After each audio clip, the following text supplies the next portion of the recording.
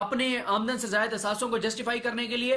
اور 7واں خط جو ہے وہ آج ڈاکٹر لارنس جو ہے جنہوں نے لندن سے جو نواز شریف کے جو ہے وہ معالج ہیں بقول شریف خاندان کے, آج وہ خط لایا گیا تو جس کو آج عدالت نے کسی طور پہ بھی نہیں مانا, اس کو مکمل طور پہ مسترد کر دیا, رد کر دیا.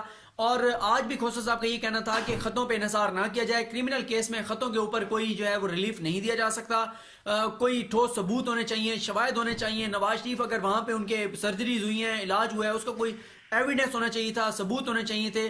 تو یہ آپ دیکھیں کہ جب بھی شریف خاندان مشکل میں پھنستا ہے تو پاکستان سے باہر کوئی نہ کوئی ان کی مدد کو ضرور آتا ہے. جب نواز شریف صاحب باہر بھی گئے تھے تو اس میں بھی آپ کو پتا ہے کہ 99 میں ان کی ڈیل کرائی گئی تھی, کس طرح سعودی عرب انوالو ہوا اور ممالک انوالو ہوئے, کس طرح ان کو ڈیل دلوائی گئی, کس طرح ان کو باہر بھجوایا گیا.